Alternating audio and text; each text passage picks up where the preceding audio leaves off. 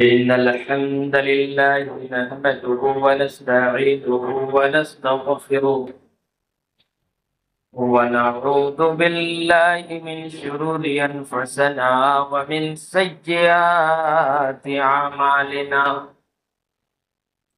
من يهده الله فلا مضل له ومن يضلله فلا هادي له وأشهد أن لا إله إلا الله وحده لا شريك له وأشهد أن محمدا عبده ورسوله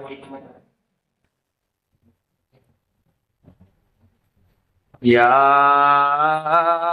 أيها الذين آمنوا اتقوا الله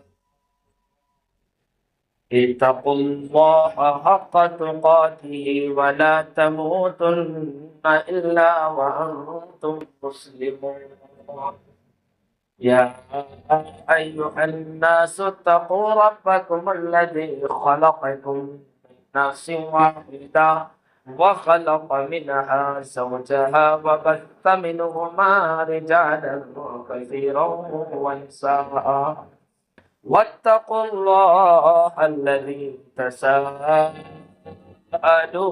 به والأرحام إن الله كان عليكم رقيبا يا أيها الذين آمنوا اتقوا الله وقولوا قولا سديدا يصلح لكم أعمالكم ويغفر لكم ذنوبكم ومن يطع الله ورسوله فقد فاز فوزا عظيما أما بعد فإن خير الحديث كتاب الله وخير الهدي هدي محمد صلى الله عليه وسلم وشر الأمور محدثاتها وكل محدثة بدعة وكل بدعة ضلالة وكل ضلالة في النار فقد قال الله تبارك وتعالى في القرآن المجيد والفرقان الحميد أعوذ بالله السميع العليم من الشيطان الرجيم من همزه ونفخه ونفثه بسم الله الرحمن الرحيم إن عدة الشهور عند الله 12 شهرا في كتاب الله يوم خلق السماوات والأرض منها 4 أشهر ذلك الدين القيم وقال النبي صلى الله عليه وسلم أفضل الصيام بعد رمضان شهر الله المحرم وأفضل الصلاة بعد الفريضة صلاة الليل رب اشرح لي صدري ويسر لي أمري واحلل عقدة من لساني يفقهوا قولي رب زدني علما اللهم رب زدني علما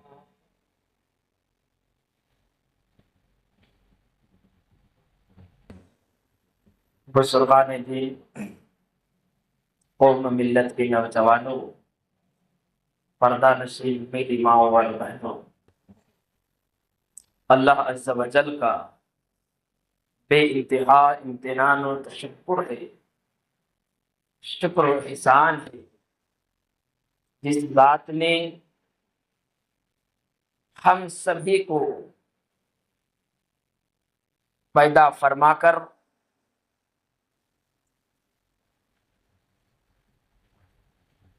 صراط مستقیم پر گامزن فرمایا اور اسی صراط مستقیم پر لانے کے لیے انبیاء کرام کے سلسلے کو جاری اور ساری رکھا، یہاں تک کہ نبی مکرم جناب محمد صلی اللہ علیہ وسلم پر اختتام پذیر ہوتا۔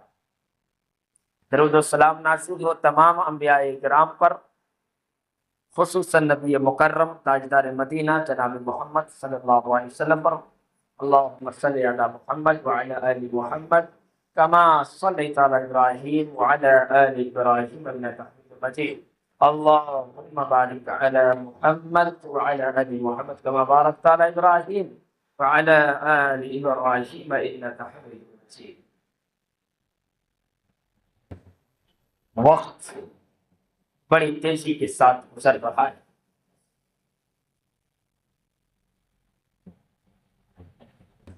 وقت وہی ہے جو پہلے تھا، مگر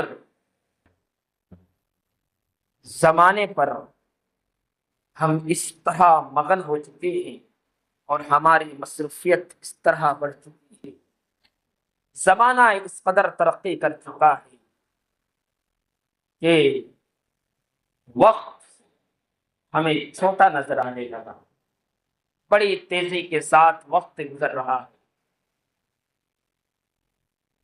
اور یہ وقت کی تیزی ہمیں موت کی طرف لے جا رہی ہے۔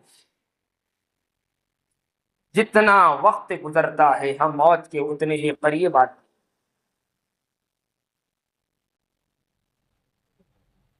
جی ہاں،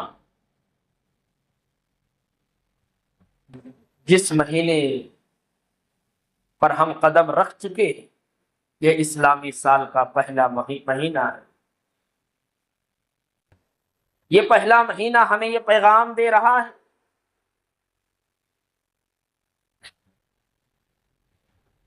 کہ اب مستقبل کا کوئی لاہی عمل تیار کر لو۔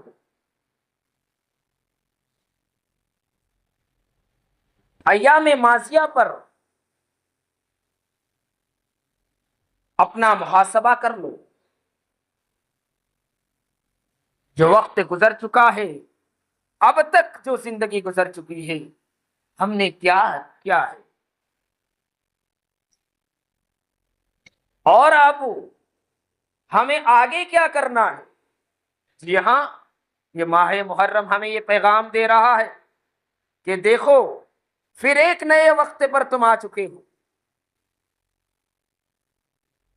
اب تمہیں یا تو اپنے گریبان پر جھانکنا ہے یا آگے کے لیے تجھے ایک بہترین لاہی عمل تیار کرنا ہے۔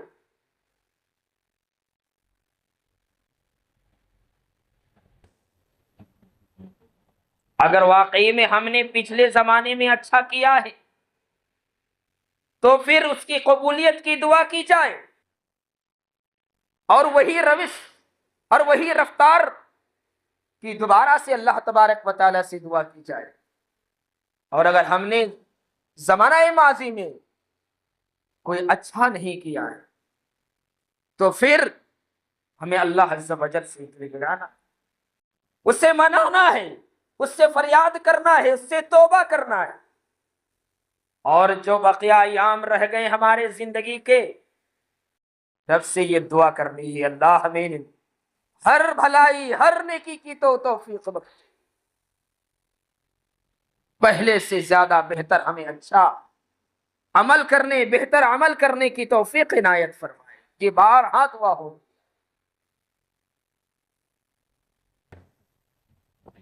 خیر، جو مہینہ چل رہا ہے، آئیے ہم اس بات کو جاننے کی کوشش کرتے ہیں کہ آخر ان اوقات کے کیا فضائل ہیں، کیا خصائص ہیں، کیا اہمیت ہے، کیا فضیلت ہے۔ یاد رہے کہ ماہ محرم اسلامی سال کا پہلا مہینہ ہے،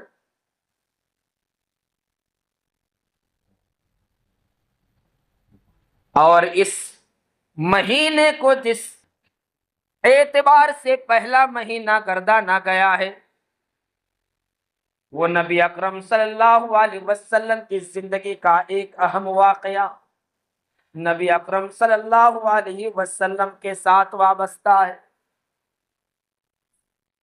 اور وہ یاد دلا رہا ہے کہ اے مسلمانوں، جب تمہیں غلامانہ زندگی کی طرف دھکیلا جا رہا ہو، تمہیں اپنے دین پر اور اپنے اسلام پر، اپنے مذہب پر عمل کرنے سے روکا جا رہا ہو، تو اس وقت اپنا وطن سے خیر بات کہہ دینا، اس خطے سے، اس وطن سے، اس علاقے سے دوسرے پرسکون علاقے کی طرف چلے جانا۔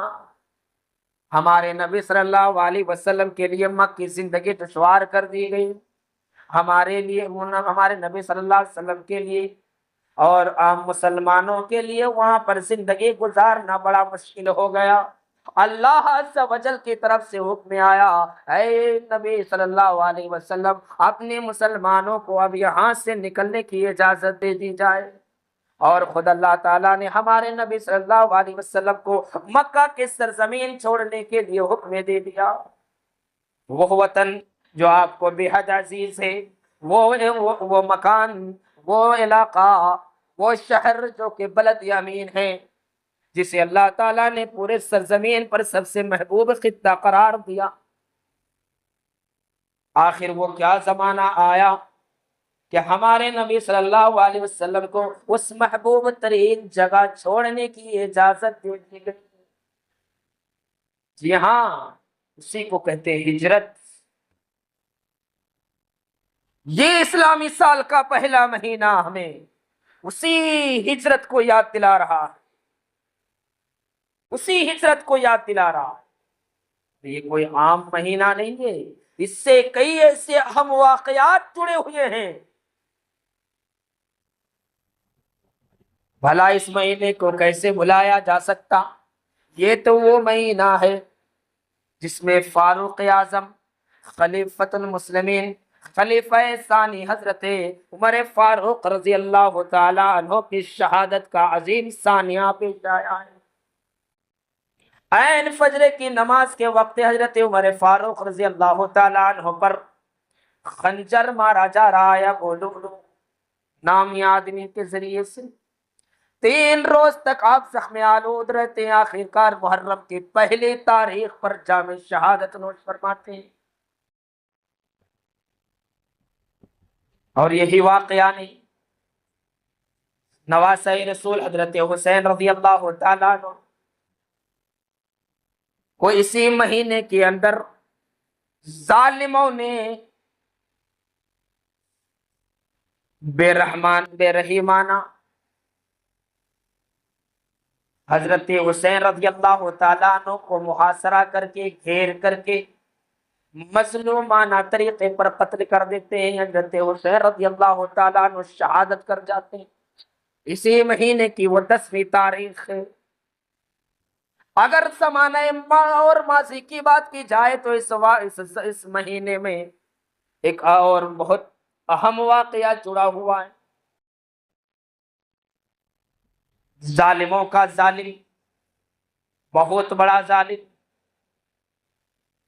فرعون وقت کے بہت بڑا بادشاہ فرعون، جس نے بنی اسرائیل کو غلام بنا کر رکھا تھا، ان کی اولادوں کو قتل کرنے کا حکم جاری کر رکھا تھا، ان کا کوئی ذاتی اختیار نہ تھا، ہر ذاتی اختیار اس نے سلب کر لیا تھا، گویا گھوٹ گھوٹ کے زندگی ان کی گزر رہی تھی، ایک ایک سانسیں وہ گن رہے تھے۔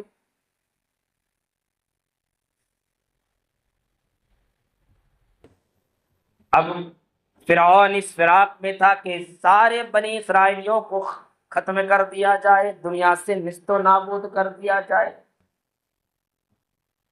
موسیٰ علیہ السلام اپنی قوم بنی اسرائیل کو لے کر مصر کی سرزمین سے نکلتے ہیں۔ فرعون بنی اسرائیلیوں کو خاتمہ کرنے کے لیے تعاقب کرتے ہیں، ان کا پیچھا کرتے ہیں، لیکن سامنے دریائے نیل ہے، مسلمانوں کے لیے بھاگنے کا کوئی راستہ نہیں، جائیں تو جائیں کہاں، جس کس راستے پر چل کر کے جائیں۔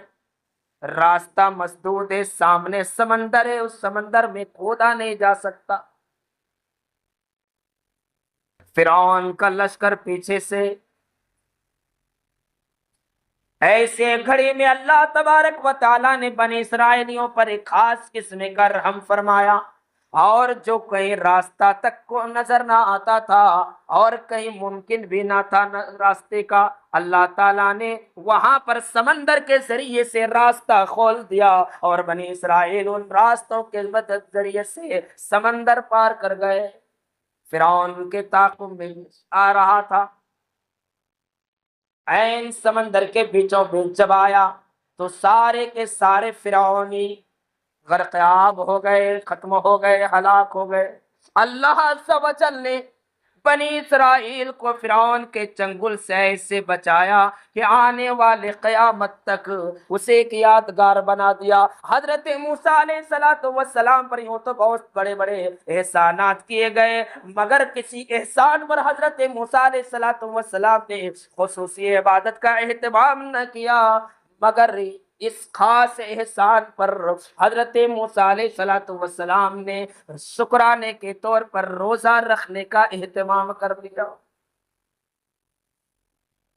اللہ تعالیٰ نے اسے نجات دیا، بدلے میں حضرت موسیٰ نے اس خاص دن کو روزے کا دن بنا لیا۔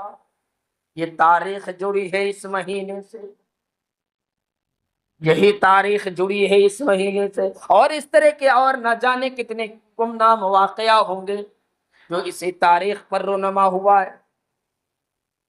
محترم بزرگوں، دوست، معلوم ہونا چاہیے کہ صرف یہ واقعات سے جڑا ہوا معاملہ نہیں ہے، بلکہ قرآن و حدیث کی روشنی میں تو اس کی خاص فضیلت بھی ثابت ہے، خاص قسم کی فضیلتیں ہیں۔ اللہ عز و جل نے اس مہینے کے بابت فرمایا ان عدت الشہور عند اللہ 12 شہرا فی کتاب اللہ یوم خلق السماوات والارض منها 4 حرم ذالک الدین القیم۔ اللہ تبارک و تعالیٰ نے جس دن آسمان و زمین کو بنایا، اسی دن اللہ تعالیٰ نے سال کے 12 مہینوں کی تعداد فکس کر دیا۔ اسی دن سے جس دن آسمان و زمین کی تخلیق ہوئی، اللہ تعالیٰ نے ان 12 مہینوں کی بھی تخلیق فرمائی۔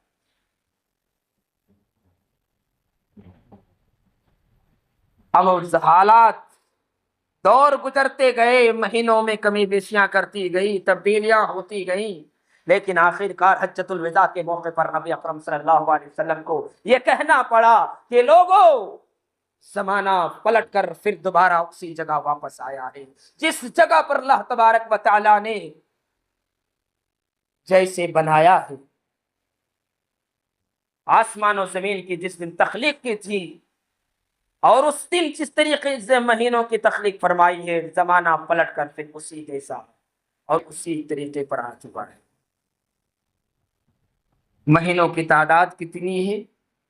12، اور ان 12 مہینوں میں 4 مہینے کو جو فضیلت ثابت ہے اور جو مقام ہے وہ کسی اور مہینے کو نہیں۔ حدیث میں ان مہینوں کی صراحت بھی بیان کی، 3 مہینے لگاتار، ذوالقعدہ، ذوالحجہ، محرم، اور 1 مہینہ رجب۔ یہ 4 مہینے ہیں جسے اللہ عز و جل نے نہایت ہی قابل احترام اور حرمت والا مہینہ قرار دیا۔ حرمت بمعنی احترام کے، عزت کے ہیں۔ اللہ تعالیٰ نے ان 4 مہینوں کو جو مرتبہ دیا ہے وہ کسی اور مہینے کو نہیں۔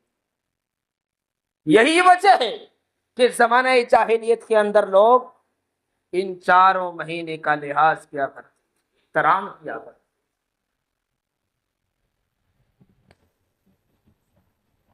یہ 4 مہینے، اور انہی 4 مہینوں میں ایک مہینہ محرم الحرام، محرم نہایت ہی سراپا عزت کا مہینہ، احترام کا مہینہ۔ حرام کیا ہوا مہینہ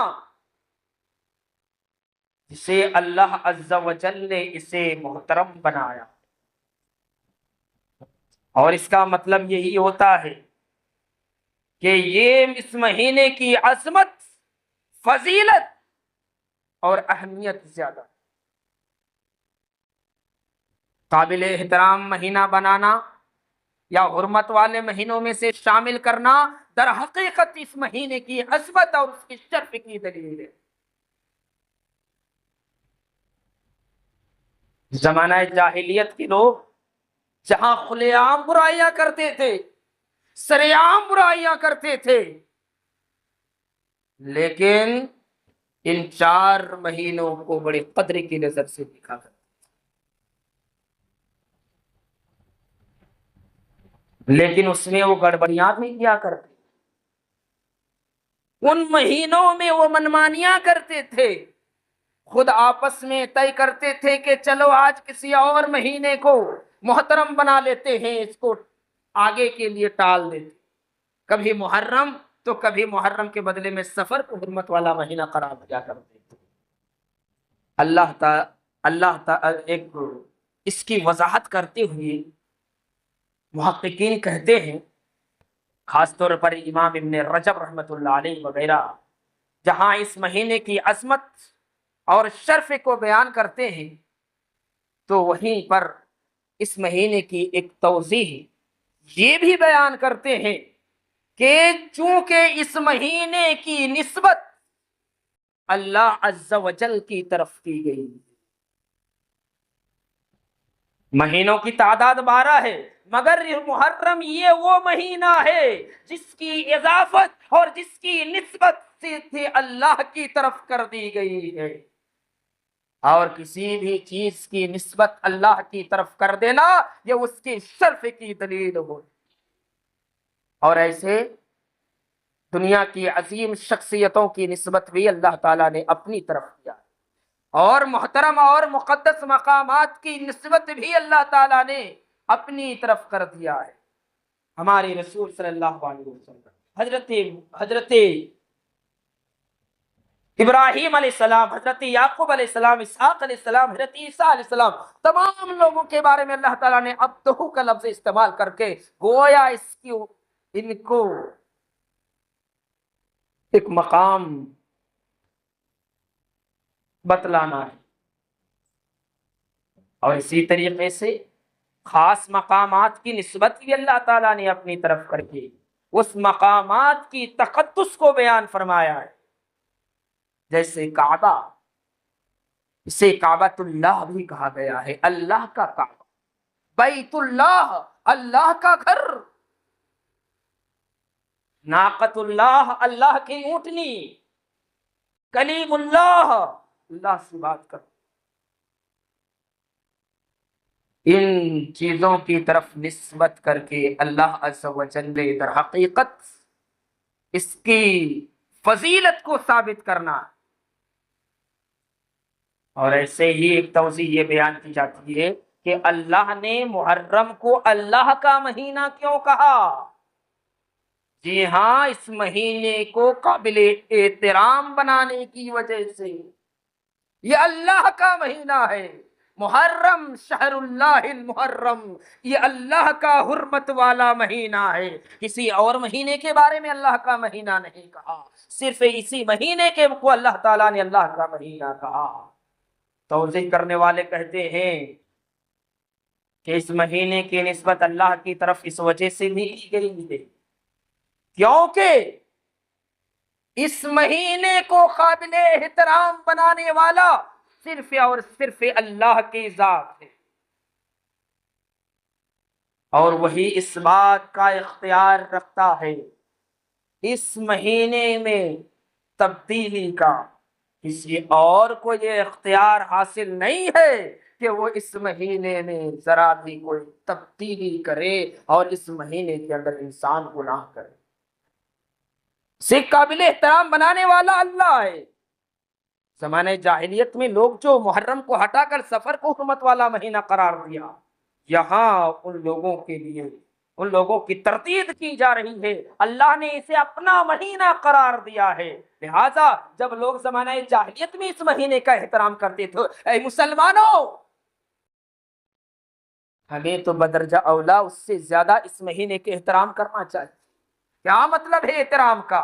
جی ہاں، اس مہینے کے اندر اگر نیکیاں کی جائے تو نیکیوں اعمال اگر کی جائے، اچھے اعمال کی جائے تو نیکیاں بڑھ کے ملتی ہے، تو وہیں پر اس مہینوں میں، ان مہینوں میں اگر گناہ کیا جائے تو گناہ بھی بڑھ کے ملتا ہے، کیونکہ یہ بہت زیادہ قابل احترام ہے۔ جب مہینہ اتنا محترم ہے تو پھر اس مہینے میں گناہ کرنا اور مہینوں کے بنسبت زیادہ جرم ہے۔ تو یہ مہینہ اللہ کے نزدیک محترم ہے، قابل احترام ہے، اور اس مہینے کو اللہ نے اپنی طرف نسبت کر کے اس کی عظمت کو بھی بیان فرما دیا ہے کہ کوئی عام مہینہ ہے نہیں، یہ قابل احترام مہینہ ہے۔ اور ان مہینوں میں کرنا کیا ہے؟ ان مہینوں میں کرنا کیا ہے؟ جی ہاں، اس مہینے کے اندر خاص طور پر روزے کا اہتمام۔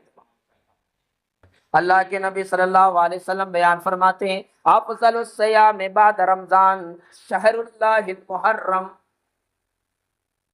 رمضان کے روزے کے بعد اگر وہ کسی روزے کی سب سے زیادہ اہمیت اور فضیلت ہے، نفل روزوں میں سب سے زیادہ اگر کسی روزے کا مقام اور مرتبہ ہے تو وہ روزہ محرم کا روزہ ہے۔ جی ہاں، یہ مہینہ ہی روزوں کا مہینہ، یہ مہینہ روزے کا مہینہ ہے، اسے روزے کا مہینہ بنایا جائے۔ وَأَفْضَلُ الصَّلَاةِ بَعْدَ الْفَرِيضَةِ صلاۃ اللیل، اور فرض نماز کے بعد نفل نمازوں میں سب سے زیادہ بڑا مقام اگر کسی نمازوں کا ہے تو وہ نماز صلاۃ اللیل، قیام اللیل، تہجد کی نماز کا ہے۔ دیکھا ماہ محرم یہ روزے کا مہینہ ہے، اس میں کثرت سے روزے رکھے جائیں، یہ روزے کا مہینہ ہے، کثرت کے ساتھ روزے رکھے جائیں گے، محترم مہینہ ہے، روزے رکھے جائیں گے، زیادہ نیکیاں ملے گی۔ اور اسی مہینے کے ایک دن یوم عاشورہ بھی، ایک دن یوم عاشورہ بھی ہے، عاشورہ کا روزہ بھی ہے اسی مہینے کے ایک دن میں۔ عاشورہ کا روزہ، جی میں نے تاریخ بیان کر دیا، یہ عاشورہ کا، اس روزے کی تاریخ حضرت موسیٰ علیہ السلام کے شکرانے سے، حضرت موسیٰ علیہ السلام سے اس روزے کی شروعات ہوئی۔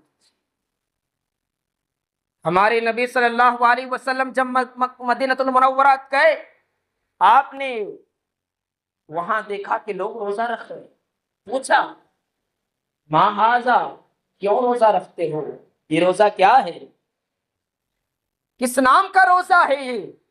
انہوں نے کہا ھذا یوم صالح یوم نجی اللہ بنی اسرائیل من عدوہم فصامہ، قال فانا احق بموسیٰ منکم فصامہ وامر بصبیانہ۔ آپ صلی اللہ علیہ وسلم کو جواب دیا گیا، یہ ہمارے لیے بہترین دن ہے، اور یہی وہ دن ہے جس دن اللہ تعالیٰ نے بنی اسرائیل کو فرعونیوں سے نجات عطا کیا تھا، اور اس پر حضرت موسیٰ نے روزہ رکھا تھا۔ آپ نے جب یہ سنا تو آپ نے کہا میں زیادہ حق رکھتا ہوں، میں حضرت موسیٰ علیہ السلام سے زیادہ قریبی ہوں، میں اس بات کا زیادہ حق رکھتا ہوں کہ میں بھی روزہ رکھوں۔ آپ نے روزہ رکھا اور آپ نے لوگوں کو بھی روزہ رکھنے کا حکم دیا ہے۔ حضرت عائشہ کہتی ہیں جب تک عاشورہ کا روزہ، جب تک ماہ رمضان کا روزہ فرض نہیں ہوا تھا تب تک لوگ عاشورہ کا ہی روزہ رکھا کرتے تھے فرض سمجھ کر، لیکن جب رمضان کا روزہ فرض ہوا تو آپ نے اختیار دے دیا، جو چاہے رکھے جو چاہے نہ رکھے۔ تو یہ عاشورہ کا روزہ ہے، آپ صلی اللہ علیہ وسلم نے اس کا اہتمام کیا۔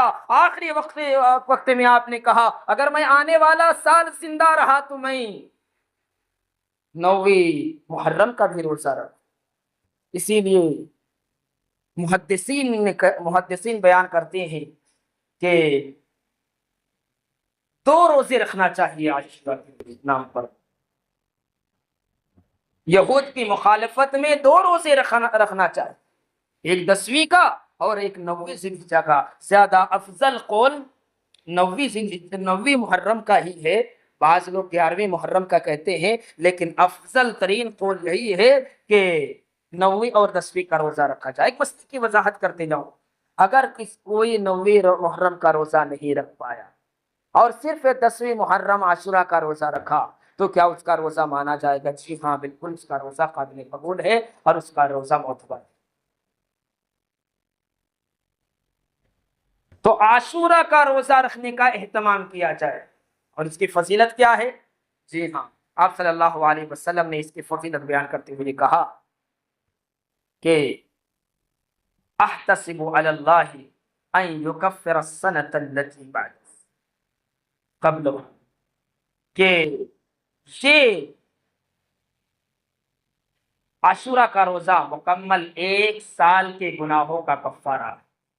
اگر کوئی ایک یہ عاشورہ کا روزہ رکھ لیتا ہے تو اللہ عز و جل ان کے پورے 1 سال کے روزوں کی مغفرت گناہوں کی مغفرت فرما دیتا ہے. امام نووی رحمۃ اللہ علیہ اس کی صراحت کرتے ہوئے کہتے ہیں کہ ان کے صغائر گناہ معاف کر دیے جائیں، بڑ کبائر نہیں. جو 1 سال تک ان کے جو چھوٹے چھوٹے گناہ صادر ہوئے ہیں، اللہ عز و جل ان کے 1 سال کے چھوٹے گناہوں کو معاف فرمائے گا. بہت بڑا آفر ہے. دنیاوی آفر کے لیے تو مارا پہ دھکا مکی ہو جاتی ہے، پریشانی کا سامنا کرنا پڑتا ہے. یہاں کوئی پریشانی نہیں، یہاں کوئی دباؤ نہیں ہے، یہاں کوئی رکاوٹ نہیں ہے. یہ اسلام کا آفر ہے، یہ دین کا آفر ہے، یہ اللہ کا آفر ہے. لے لو، عاشورہ کا روزہ رکھا جائے، مکمل 1 سال کی گناہوں کی مغفرت سے فائدہ اٹھائے. تو یہ عاشورہ کا روزہ جس کی بڑی فضیلت ہے، اسی لیے ہم سب کو چاہیے کہ ہم ان روزوں کا خاص طور پر اہتمام کریں. انہی باتوں کے ساتھ میں اپنی بات ختم کرتا ہوں. بارگاہ عزت سے دعا کرتا ہوں کہ الہ العالمین ہمیں ماہ محرم کے تقدس کا خیال رکھنے، اس کا لحاظ رکھنے کی توفیق عنایت فرمائے. بارے